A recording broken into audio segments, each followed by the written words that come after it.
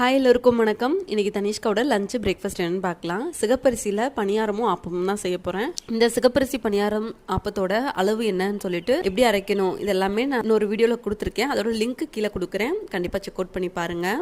ரொம்ப டேஸ்டியாக இருந்துச்சு, ஹெல்த்தியானது கூட. யார் யாரெல்லாம் இது சாப்பிட்லாம், எவ்வளோ நன்மைகள் இருக்குது அதுவுமே நான் அந்த வீடியோவில் கொடுத்துருக்கேன். கண்டிப்பாக செக் அவுட் பண்ணி பாருங்கள். தனிஷ்கா பணியாரமும் தேங்காய் சட்னியும் சாப்பிட்டாங்க. குட்டி பாப்பா ஆப்பமும் தேங்காய் பாலும் சாப்பிட்டாங்க. ரெண்டுமே காம்பினேஷன் சூப்பராக இருந்துச்சு.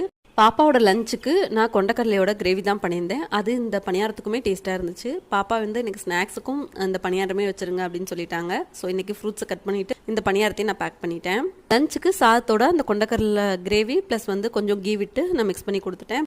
குழந்தைங்களுக்கு இந்த மாதிரி டிஃப்ரெண்ட் வெரைட்டியாக செஞ்சு கொடுக்கும்போது அவங்களும் ரொம்ப ஆசையாக அழகாக சாப்பிடுவாங்க. தினமும் டிஃப்ரெண்ட்டாக வெரைட்டியாக லஞ்ச் பாக்ஸ் அண்ட் பிரேக்ஃபாஸ்ட் கொடுக்கணும்னு ஆசையாக இருக்கா? கண்டிப்பாக நம்ம சேனலில் ஃபாலோ பண்ணிக்கோங்க. நிறைய ஐடியா கிடைக்கும். இந்த வீடியோ உங்களுக்கு பிடிச்சிருக்குன்னா மட்டும் லைக் பண்ணிக்கோங்க.